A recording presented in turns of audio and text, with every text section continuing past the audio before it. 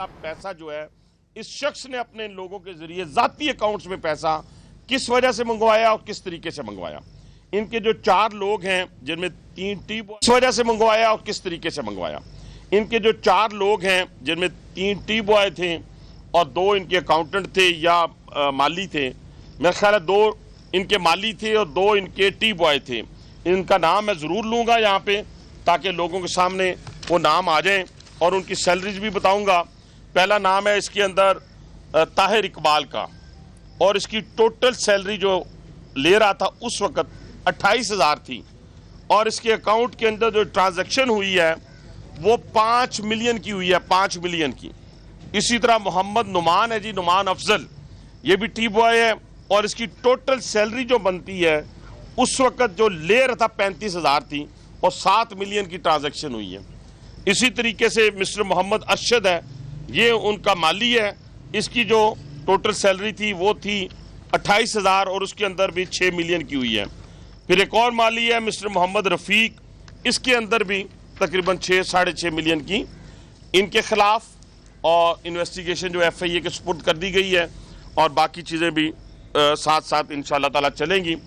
और सबसे पहले जो बात मैं आपसे कर रहा था कि इस इन्वेस्टिगेशन के नतीजे में इन जो बड़े जो लोग हैं इनके 6-7 मेन पार्टी के, उनकी फैमिलीज़ के और उनके नाम, और फिर इसी तरह इनको ECL में डालने के लिए आने वाली जो मीटिंग है उसके अंदर इन सबको ECL में डाला जाएगा और ताकि मुकम्मल इन्वेस्टिगेशन हो सके। अब ये मामला किसी की ज़ात का मामला नहीं है, ये ज़ाती इंतकाम नहीं है। इमरान खान साहब, आप सबसे बड़े डाकू भी निकले, चोर भी निकले और उसके बावजूद आप बहुत बड़े पारसा हैं। यानी आप देखें कि माली तौर पे आप करप्ट हैं, इखलाकी तौर पे आप करप्ट हैं। आप अंदाज़ा लगाएं कि आप चंदा और ज़कात खैरात खाने वालों में से शामिल हो गए हैं और ख़ुद आप एडमिट कर रहे हैं, कल से एक वायरल हुआ है कि मैंने 20 लाख जुए से जीता और अपनी पार्टी का कर्ज उतारा। यानी जो पार्टी जुए की बुनियाद के ऊपर बनी हो, आप अंदाज़ा लगा लें उसके अंदर हलाल कैसे हो सकता है। वो तो सारा हराम का हराम होगा ना। अगर दूध के पूरे मटके में मामूली सा हराम डाल दें, यहाँ तो सारे का सारा हराम डला हुआ है। तो इसलिए ओवरसीज़ पाकिस्तानियों के बहुत सारों ने अब इन्वेस्टिगेशन शुरू अपनी इनसे पूछना शुरू कर दिया है। जब से फौजिया कसूरी साहिबा ने कल रात 3 लाख जो डॉलर है जो कनाडा के अंदर इकट्ठा हुआ वो उन्होंने कहा कि जेबों में डाला गया। इसी तरह जो बाहर से आने वाला वुटन क्रिकेट और दूसरे जगहों से आने वाले पैसा जो है 350 कंपनियों से, उनकी इन्वेस्टिगेशन भी FIA के सुपुर्द कर दी गई है और वो पैसा भी जो है वो सारे का सारा जो है वो इनसे रिकवर किया जाएगा। ये अब बच्चों का खेल नहीं रहा। इमरान खान साहब, रात आप जब जैसे आप रो रहे थे जिस तरीके से, रोने वाली बात नहीं है कि ये जी एफिडेविट नहीं था, ये सर्टिफिकेट था। तो भाईजान, हमारी पिटीशन के अंदर सर्टिफिकेट ही लिखा हुआ था, किसी से पढ़ा लेते। अगर खुद नहीं पढ़ सकते तो किसी से पढ़ा लेते आप वो सर्टिफिकेट ही लिखा हुआ है और उसी की बुनियाद पर आपके बहुत ही फेवरेट और चहीते साकिब निसार साहब ने एक बात की थी और वो उन्होंने बात क्या कही थी, उन्होंने कहा था कि अगर इलेक्शन कमीशन में ये सर्टिफिकेट झूठा साबित होता है तो फिर इमरान खान के खिलाफ कार्रवाई होगी, हो सकती नहीं होगी। ये लिख दिया, ये फैसला आ चुका है।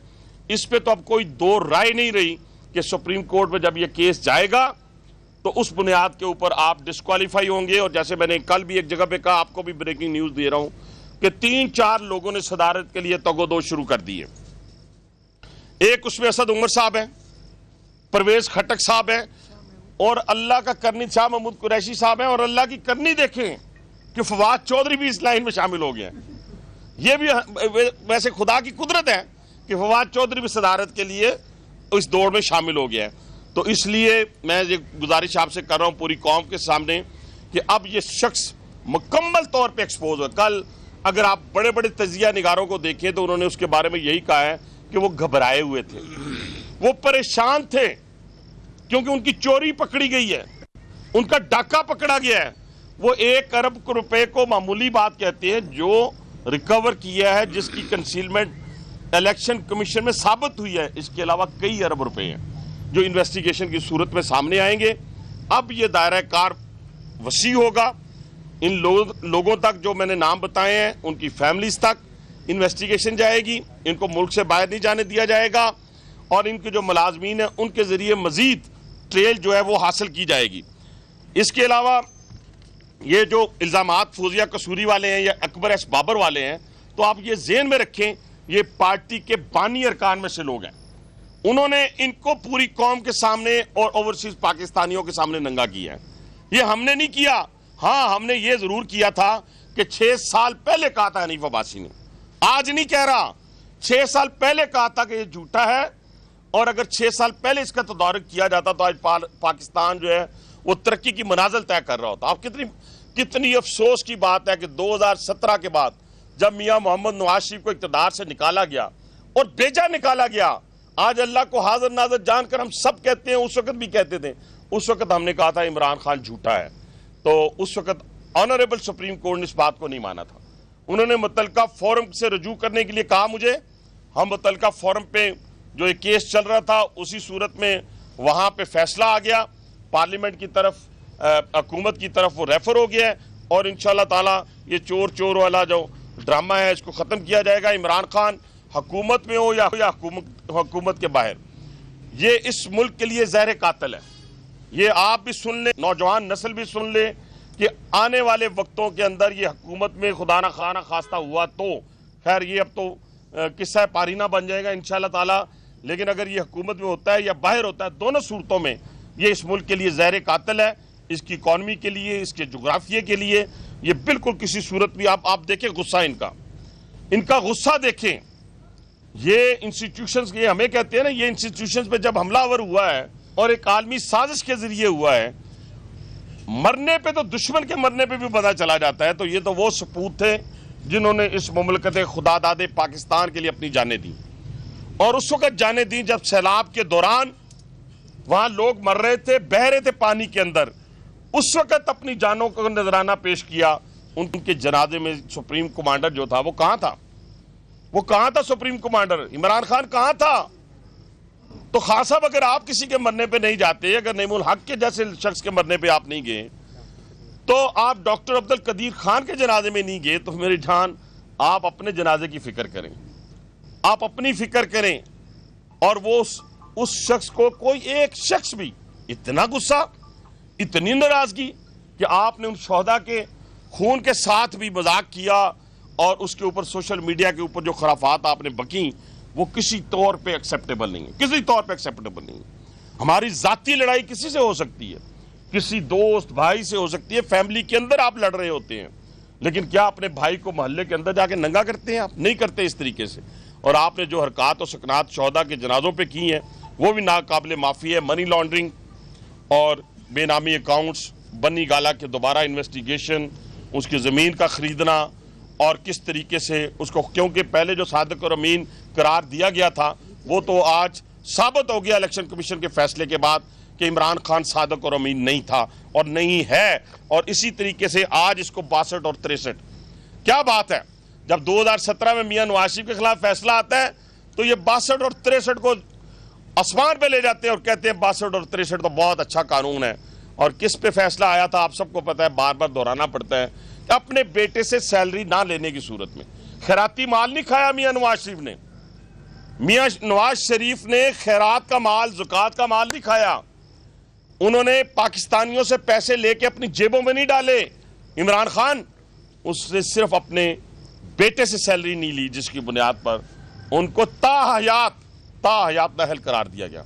अगर इसमें किसी को शक है तो आप में से कोई हमें मुनाजरा करने के लिए, हम उसके लिए तैयार हैं। इसी तरह आप अगर देखते हैं कि पाकिस्तान की इस 74 साल तारीख के अंदर कोई ऐसा शख्स नहीं आया जो शख्स ये कह सकता हो कि उसके बारे में ठप्पा लगाओ।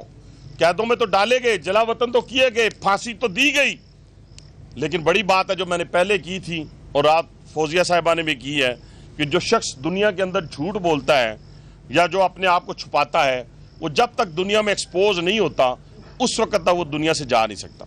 ये अल्लाह ताला का असूल है। तो ये 3-4 चीज़ें थी मोटी मोटी जो मैंने आपको कैबिनेट के हवाले से बताई हैं कि इसको वसी किया जा रहा है, इसकी इन्वेस्टिगेशन को। और ख़ास तौर पे वो कल अगर आप देखें जिस तरीके से उन्होंने जाना था इलेक्शन कमीशन के सामने, मैं उस वक्त वो कह रहे थे कि हम जाएंगे जाके तो वहाँ पे एहतजाज करेंगे, तो हंसी आती है। और लोग भी अब थक गए हैं कि खुद मासूम बैठे हुए घर में और लोगों को कहते हैं जाके आंसू गैस और लाठीचार्ज खाएं, और वहाँ पे जाके F9 में एहतजाज फिर आ गए। तो माइका लाल इतना दलेर था तू, तो फिर आता रेड जोन में, आते रेड जोन में आके इलेक्शन कमीशन के सामने मुजाहरा करते, हम मान जाते हैं आपको। आप इतने दलेर नहीं हैं। आप लोगों के बच्चों से, उनके खून से होली खेलने की कोशिश कर रहे हैं। ये कोशिश आपकी नाकाम होगी, इसमें आप किसी तौर पे कामयाब नहीं होंगे। आप सर्टिफाइड झूठे, करप्ट, और इस वक्त पाकिस्तान की तारीख के अंदर आपकी पार्टी जो है ये साबित हो चुकी है कि ये फॉरेन फंडेड है, आप फॉरेन एजेंट हैं। ये मैं नहीं कहता था। यकीन माने, अगर हकीम सईद और डॉक्टर इसरार अहमद, अगर ये दो क्रेडिबल लोगों ने आज से 30 साल पहले कहा है, तो ये कैसे झूठ हो सकता था? ये कैसे झूठ हो सकता है? दोनों की क्रेडिबिलिटी में पूरी पाकिस्तानी कौम को कोई शक नहीं था। और ये अमेरिका की मुखालफत करता है, एब्सोल्युटली नॉट। वो बड़ा अच्छा आजकल लिखो, एब्सोल्युटली फ्रॉड। क्यों? सुन ले आप भी। 30 गाड़ियां ली हैं कल यूएस एम्बेसडर से पेशावर के अंदर, इनके वजीर आला ने 30 गाड़ियां ली हैं। और बेशर्म आदमी, तुम्हें शर्म नहीं आती? तुम कौम को बेवकूफ बनाते हो। तुम उसके एम्बेसडर से 30 गाड़ियां ले रहे हो, कहते हैं एब्सोल्युटली नॉट। 36 ली हैं, 6 कम बता दी मैंने, 36 गाड़ियां ली हैं। अब ये निकलेगी, इन्वेस्टिगेशन जब होगी तो ये एक और मैं अब ब्रेकिंग न्यूज देने लगा हूं। हो सकता है अमेरिका ने इसको कहा बोली जा साढ़े खिलाफ, लेकिन मुल्क का बेड़ागर कर दो और पैसा भी लिए जा, गाड़ियां भी लिए जा। ये निकलेगा एजेंट अमेरिकन, ये निकलेगा एजेंट। मैं आपको यकीन माने कि फॉरेन एजेंट ये तो साबित हो चुका है। और ये सारी चीजें आपके सामने हैं। एक तरफ अमेरिका को गालियां देना, दूसरी तरफ अमेरिका से गाड़ियां लेना, अमेरिका से पैसे लेना, अमेरिकन नेशनल से पैसे लेना, इजरायलियों से पैसे लेना, हिंदुस्तानियों से पैसे लेना। अच्छा जी, आप वो अमेरिका की नेशनल है जी, भाई हिंदुस्तानी निजात अमेरिका, आप पाकिस्तानियों पे क्यों बार बार डालते हो? आप मामे लगते हो ओवरसीज पाकिस्तानियों के, हम कुछ नहीं लगते। हमारा उनसे कोई ताल्लुक नहीं है। हम उनकी बात नहीं कर रहे, हम उन 34 लोगों की बात कर रहे हैं जो गैर मुल्की साबित हो चुके हुए हैं। हम आपके 13 बेनामी अकाउंट्स की बात कर रहे हैं। हम आपके 4 जाती मुलाजमीन की बात कर रहे हैं जिनके अकाउंट्स में अरबों रुपए आए हैं। आप बच्चों की तरह कभी राइट चले जाते हैं, कभी लेफ्ट चले जाते हैं और लोगों को समझते हैं कि बेवकूफ है। नहीं, ऐसे नहीं होगा। अब आपको एक एक पैनी का हिसाब देना होगा। इतना बड़ा महल कैसे चलता है? एक कनाल का घर चलाने के लिए 24 साल की कारोबारी जिंदगी चाहिए या 30 साल की कारोबारी जिंदगी चाहिए? तो 350-400 कनाल का घर कैसे चलता है? गाड़ियां, बुलेट प्रूफ गाड़ियां कैसे आती हैं आपकी? ये सारी आप इन्वेस्टिगेशन में जाएंगी। और रहनुमा मुस्लिम लीग नून हनीफ अब्बासी प्रेस कॉन्फ्रेंस कर रहे हैं।